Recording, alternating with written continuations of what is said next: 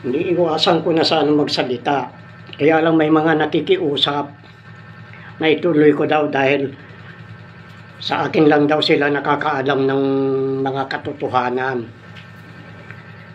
mga lihim. Kaya ngayon si CNN, ayan, umalis na. Dahil mga fake news eh. Itong mga kasunod na rin ito. Kasi may mga, kaya ako napilitan din, may issue na talagang napakahalaga itong issue na ito. Yung kinukumbinsing ang mga tiga Mindanao na humiwalay na sila. Eh, ang sabi ko naman, di humiwalay lang kayo. Problema ba yun? Ihiwalay lang pala eh. Mabuti nga yung para yung mga pensyon ng mga senior citizen dito sa Visayas at Mindanao, ay Visayas at Luzon, ay madadagdagan. Yung na mahihirap, lalaki yung kanilang pensyon. Kasi sinabi ko magpipensyon eh. Yung ayuda nila na binibigay sa inyo, magkano?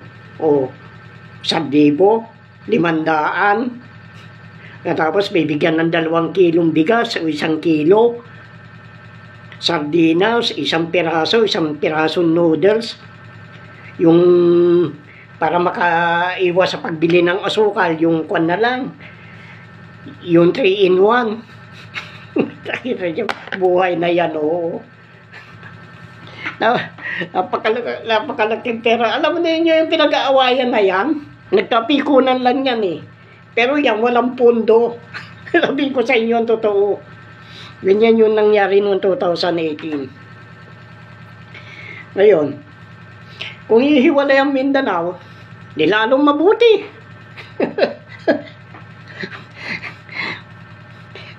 Ay, huwag silang mainggit. Kasi may mga kuwan ng Amerika, yung ikukuan na nila, nanunuyo na sila dahil yung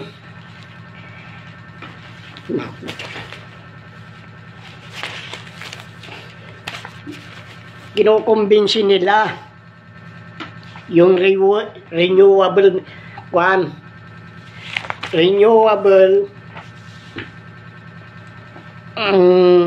energy. Kaya nga sabi ko, yung Amerika hindi nga nagpan yan eh. Hindi nga yung hindi gumawa ng electric car dahil alam nila eh. Kaya lang ipinasa nila sa China. Iisa lang naman yung mga kumpanya na yan eh. Ngayon, bakit gustong humiwalay ni Duterte? Una, natatakot siya sa ICC. Yung pamilya niya lahat damay. Pangalawa, yung pinangako niya, binayaran siya ni, ayaw kasi ninyo maniwala eh, binayaran siya ni Siping ng $2 billion para dito sa Pilipinas. Ibinenta niya. Kailangan to pa rin niya yun. Bigat ano? $2 billion lang bang halaga ng Pilipinas?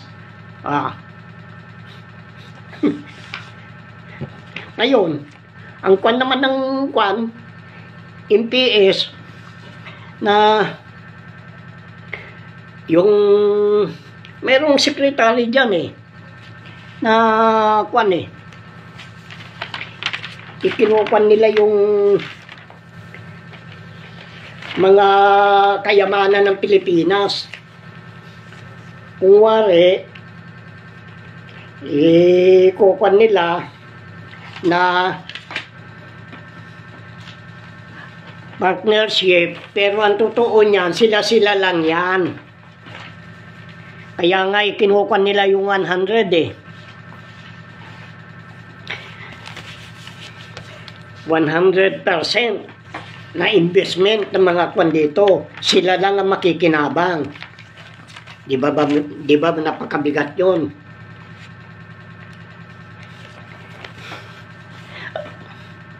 Ngayon, lilitaw na yung kwan.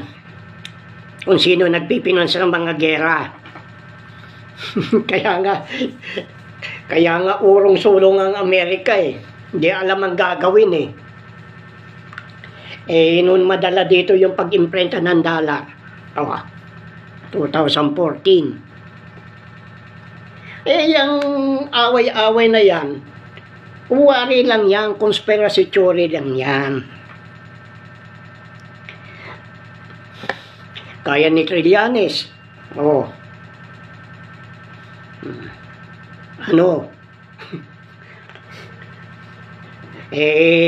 Bakit siya nakasakay doon sa barko ng China nung panahon ni Pinoy? Itinuturo ba niya yung mga isla dito? Sagutin mo, Trillanes, naging senador ka. Pero may binanggit ba na magtatayo ng communication tower ng China? Garapata ka lang ng mga mahalikan general. Sabihin ko sa iyo yung totoo. Pinag-uulol lang ninyong bayan. Naging senador ka, naitayo yan. Wala kang kibo. Ulul.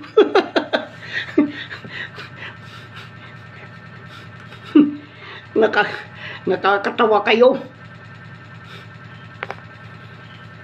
Alam ninyo, yung ginawa na yung England sa China, ganyan din ang ginagawa sa ating ngayon. Ano ang ginawa ng England sa China? Binagsakan niya ng binagsakan na maraming opium. Nasira ang ulo ng mga kwan. Nasira ang ulo ng mga karamihan sa China, kaya yung mga incheck, kaya madali nilang na control. Maraming China ang gumamit. Yan ang pasimula. Pati yung Yuki na yan ang pasimula din ng kwan natin dito. Kung bakit nananakaw ni Marcos ang mga kayamanan. Dahil sila ang nagbigay ng pahintulot upang mapalitan yung heritage fund na doon pumapasok ang pera. Ang ginawa nila, nagkuhan sila ng panibago, kaya yan lax. Bago doon pumunta sa heritage fund, yung lax na yan, doon dadaan ng lax. Hanggang sa mahuli, wala na. Wala nang pumupunta sa heritage fund. Na yung pag-aari ng sambayanan mahihirap dito sa Pilipinas. Tapos sasabihin ninyo, matino. Kaya yung kwan na yan, ang tinamaan ngayon, yung dalawa. Naggamon si Duterte na magpa-drug test sa Luneta. Private na kwan. Kukuha na isang private na magte-testing. Dapat yan, sagutin mo din, Bongbong. Puting, sagutin mo yan na hindi ka gumagamit. Natatakot na kayo eh. Dahil wala talagang pondo. Kaya nga nag-i-smuggle, nagnanakaw, pati pugo, lahat na lang ninanakawan. Ngayon, papasok itong Amerika dito. Pera pa rin ng Pilipinas yan dahil yung dollar na iniimprenta nila ay hindi kanila yan.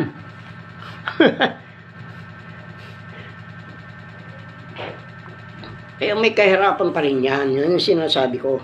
May hirapan ng bayan. Magtataka kayo ngayon. Ultimo yung sa 1MDB na inahabol ko. Nagtataka din sila kung sino nagbulgar na kwan. Kasi may binulgar ako sa kanila na bakit hindi nakakulong si Najib, bakit pinardon. Ngayon, ikukulong na nila. Pero may pardon. Ang pinag-aawayan nila dito, talagang kwan lang yan Ang pinag-aawayan talaga lang naman nila dito yung kwan yan yung kayamanan eh. Kaya ako'y natatawa na lang sa kanila. Malaking kayamanan yan, mga kakwan.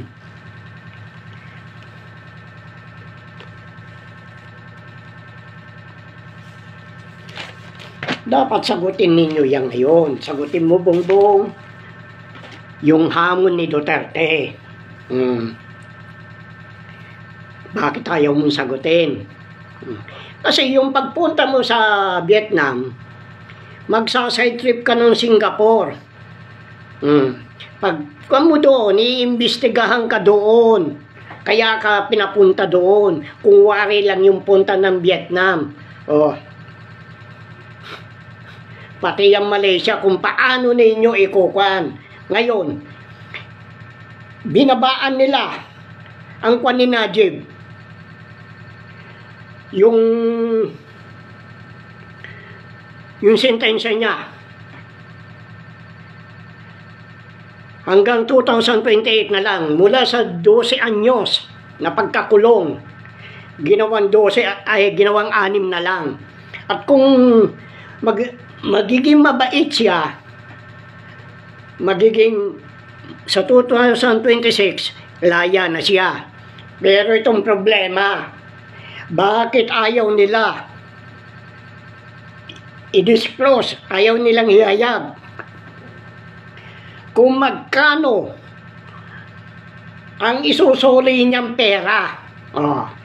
Kaya yung Malaysia, kurap din yan. Kasabwat yan ni Marcos noon pa yan.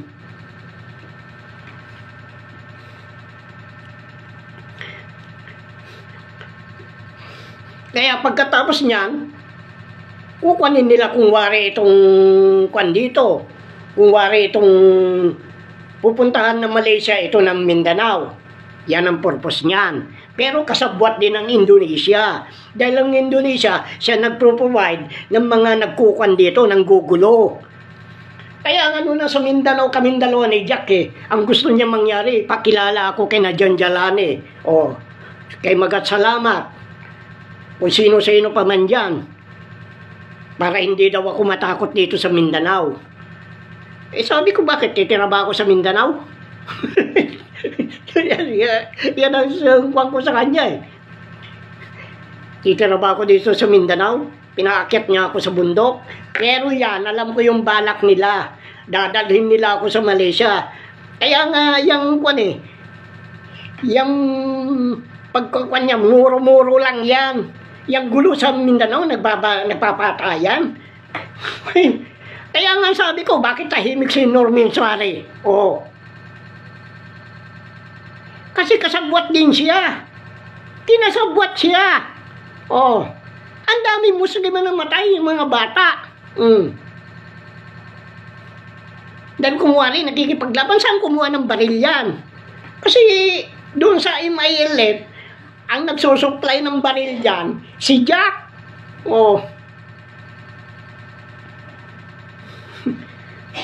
Inamin sa akin yan. Inamin ni Jack na siya ang nagsusupply ng baril doon.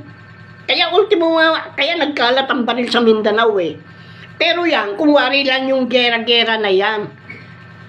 Nandoon yung isang lugar na nagkukuan.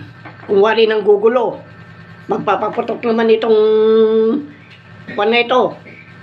Kung wari yung MILF, may kinukuan. Magpapaputok naman itong kwan na ito, military. Pero hindi naman doon bumabagsak sa iba Sa iba bumabagsak. Kung sino nandoon, doon sa binagsakan na yun, di pasensya siya. Pagkatapos, sa mga checkpoint, hindi naman military nandoon MILF. Sila nagkakuan sa mga checkpoint. Ganyan laro ng mga Marlican General. Ngayon, ang gusto kasing gayahin ni Marcos, kaya gusto niya mapalitan itong kwan na ito, constitution na ito. Kung may premier na, Dahil yan, unti-unti na sila nagbabalikan ngayon eh. Dahil nagkagipitan, nagkakwanan na eh. Nagkalantaran na eh. Kaya unti-unti na magbabati kumwari yan. Ang gusto niya mangyari, yung katulad din sa Malaysia. Kasi nakalihim yan eh. Marami pang pananagutan ng hari ng Malaysia diyan kung susugsugin ko ang kayamanan na yan. Huwag niyo sabihin na hindi ko susugsugin yan. Ipaalam niya kung saan napunta yan.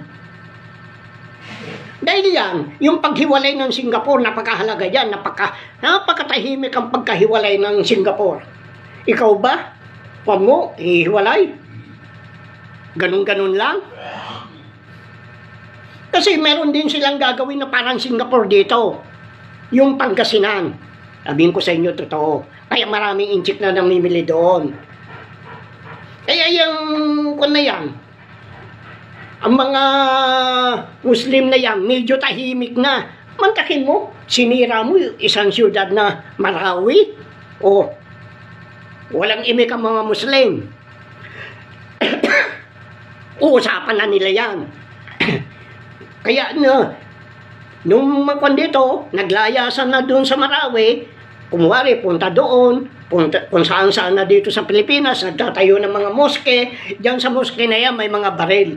Kaya yung sinasabi ko, ang one religion ay Muslim.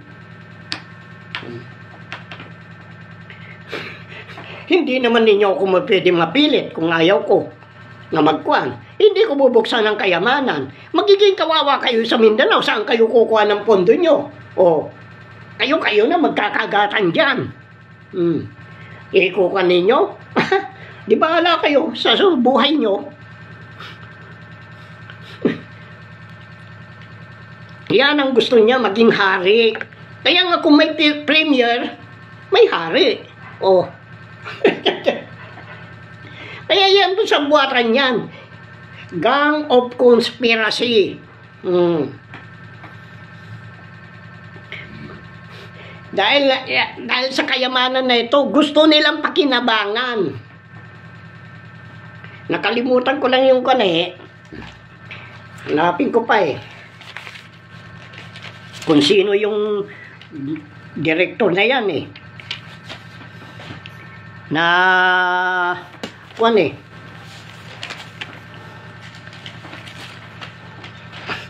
kinausap ng Amerika.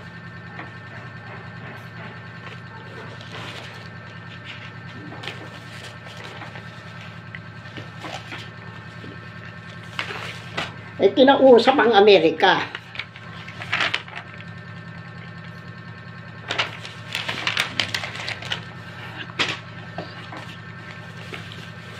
Biglaan kasi yung pagsasalita ko eh.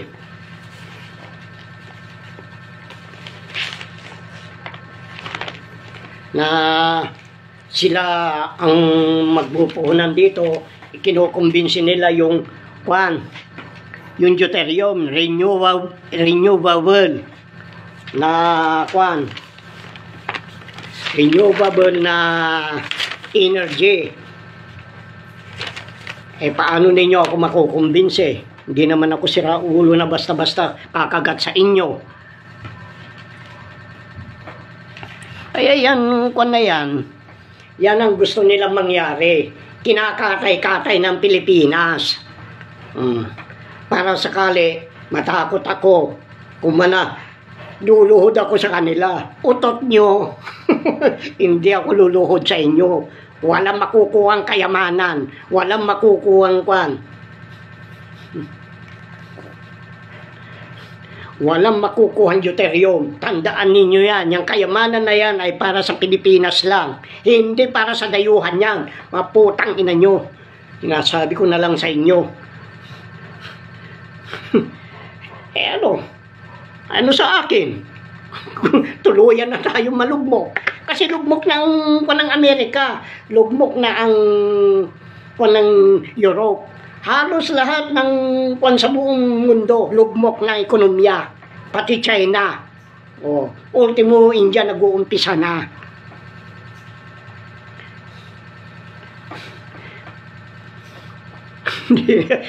Tatawa-tawa lang ako sa inyo. Katwiran ko. Oh.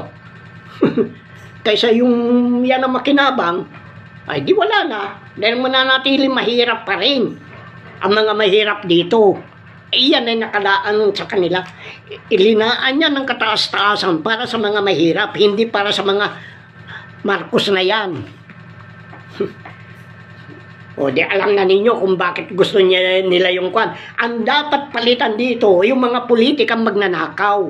Alisin na yan, dahil sila ang magnanakaw. O, walang pagbabago niyan. Dahil yan, parang kulyar lang ng aso yan. Ang pinalitan lang natin yung kulyar ng aso. Pero yung aso, yung pa rin yun. Antakin mo, pati Europe, pupunta na dito. Sila daw mamumuhay, tuturo daw ang mga technology dito. Bakit tanga ba ako? Yan ang sinasabi ko. Hindi ako tanga. Marami akong alam na tungkol sa mga industrial. Pero ako tahimik. Kasi napakahalaga niyan eh. Napakahalaga ng deuterium. Ngayon, ang gusto nila, yung si Trump ang magkwan ng gisara. Hindi naman nila kwan yun. Hindi yung gisara. Kasi yung divine will, ang pinagkukunan nila dyan, pinag-iinitan nila eh. Mantakin mo, meron pa nagpuan na divine will, divine government na, ewan ko kung ano yung incorporada. Sabi ko nga eh, di yata't yung divine government ng kwan, incorporation, nakarehistro kaya sa SEC. Galit na galit sa akin. Nagpapa-ID sila, magkano ID ka ko?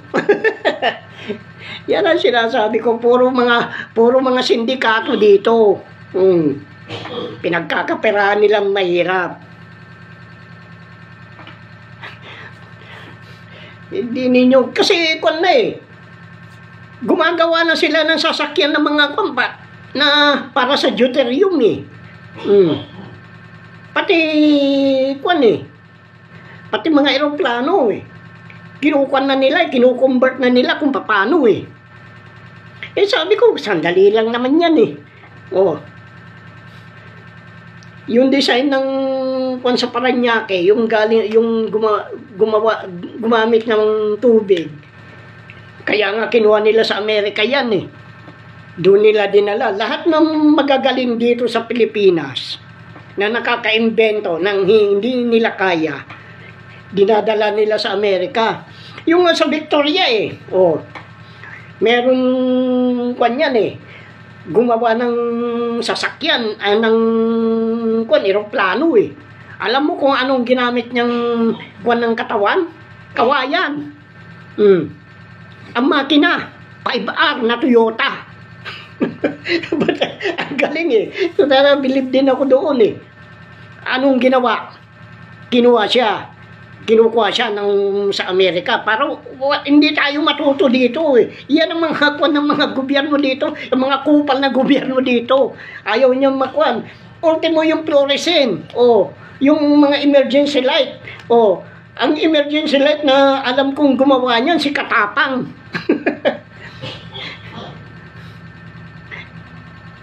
Yung OC, binenta ni General Berian sa Israel.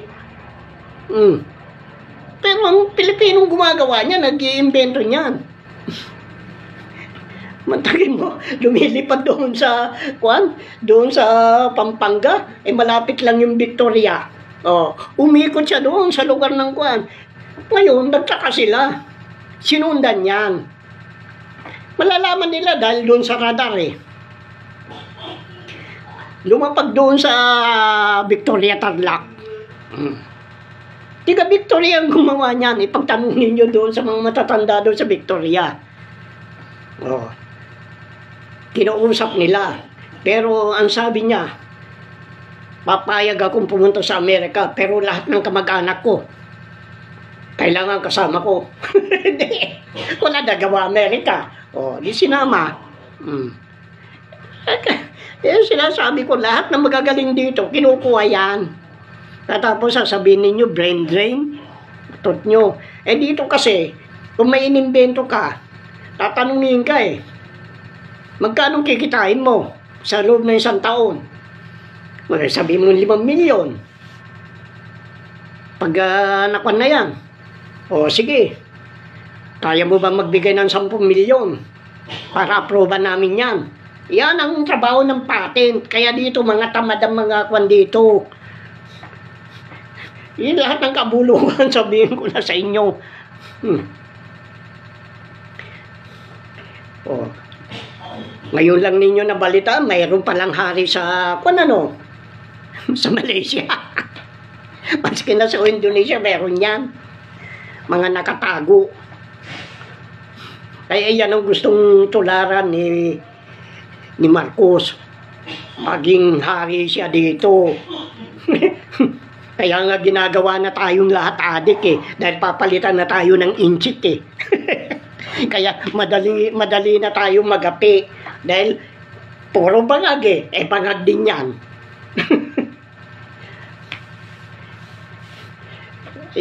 Ayaw kong kanyan.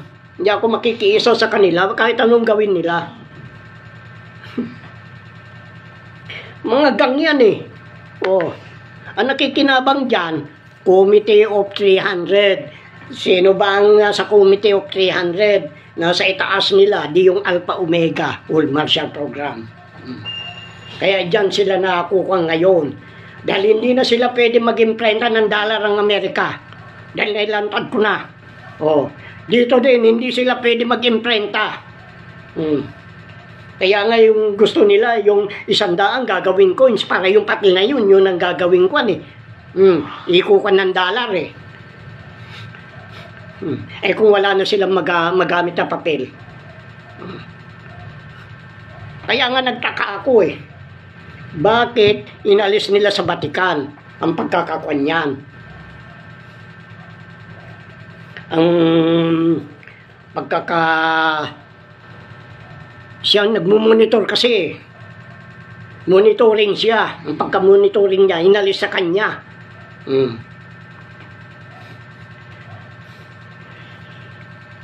Talagang hirap talaga ang kababayan natin. Pero wala akong magawa. Kaysa yun silang makinabang, may aabutan lang kayo. Kaya totoo yun, sabi ni Duterte. Ginagawa ninyong mga Pilipino. O totoo yun. Eh siya man eh, ginawa din niya mangmang eh. O, kaya yung sinasabi kong nag-iisang espiritu, tumatrabaho na. O, kaya sila nagkakabanggaan, nagkakagatan na. Nasisira na yung plano nila.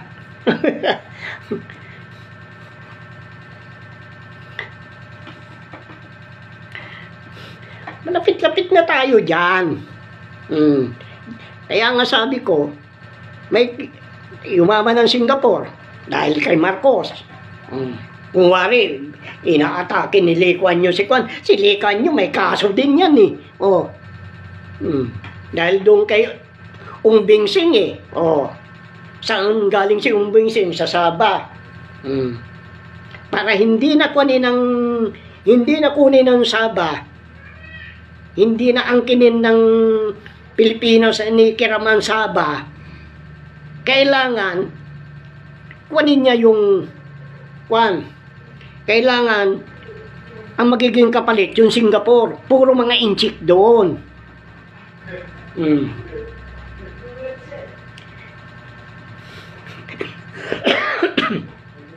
Pero nagreklamo ito si Kiram nang hindi niya alam. Dinala niya sa Kwan.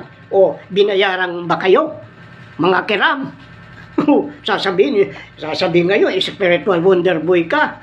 Dahil nakakuan ka. Ang hinahabol mo yun nasa Luxembourg na pag-aari ng Petronas. O, ano bang Petronas? Petron. O, di kay na Marcos pa rin yan. Goldman Sachs. Kaya, akala nila hindi ko malalaman ng mga sekreto lahat nila.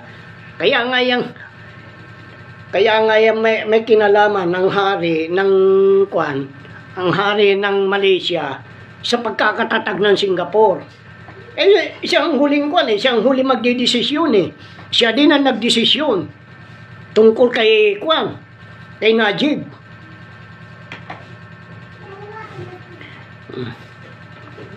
Dahil nasa kanya ang huli.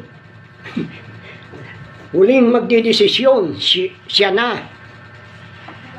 Ay yan din ang gustong papilan ni Marcos, Bongbong. Kaya akala mo tahimik, walang kwan. Oh. Kaya gusto nilang palitan. Walang masama sa konstitusyon, ang masama yung namumuno. Puro magnanakaw. Bakit ako papayag? Oh, kutot nyo, kutakinan nyo. Yan ang sinasabi ko sa inyo, mga gang kayo.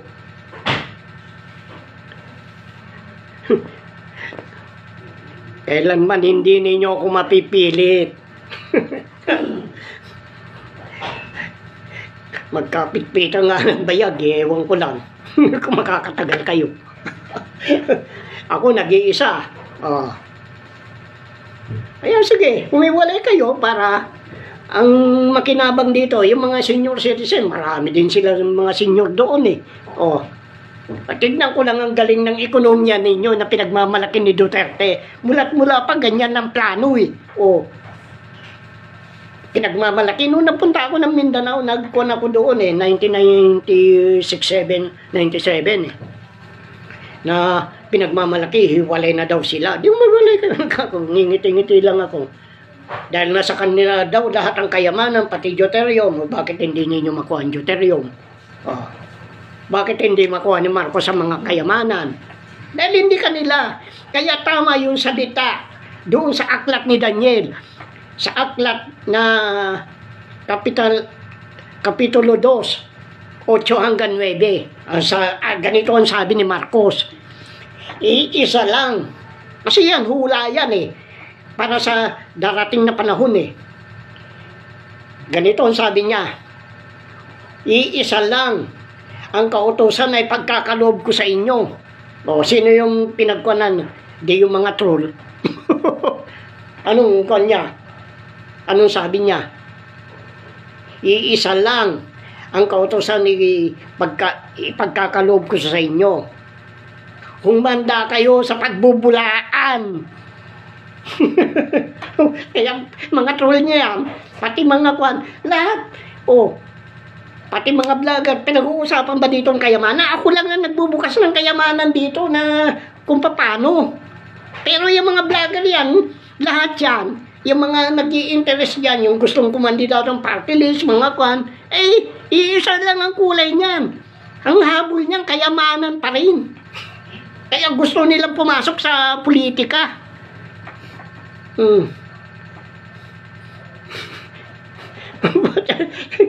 Kasimple lang eh. Kasimple lang. Lahat yan naghahangad na maging politician. Dahil nga dyan sa pera na yan, hindi na sila maghihirap. Malaking pera yan.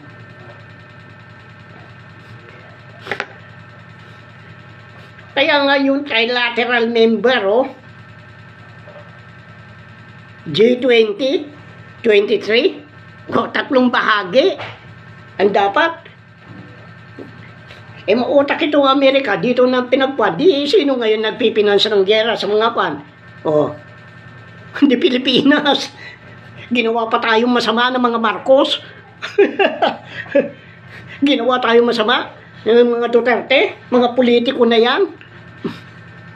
Kaya nga sabi ko, alisin ang politiko. Alisin natin ang mga religion. Dahil sila nakikinabang eh. Tignan mo si Kibuloy, tignan mo yung iglesia. Ay, sinasabi ko sa inyo. Pangwawalang niya ang ginagawa ninyo sa mga mahihirap. Pagkatapos gusto ninyo kayong makinabang. Di bali na. Sabi ko sa inyo, walang bubuksan. Ang kailangan ako masunod, hindi kayo. Sige.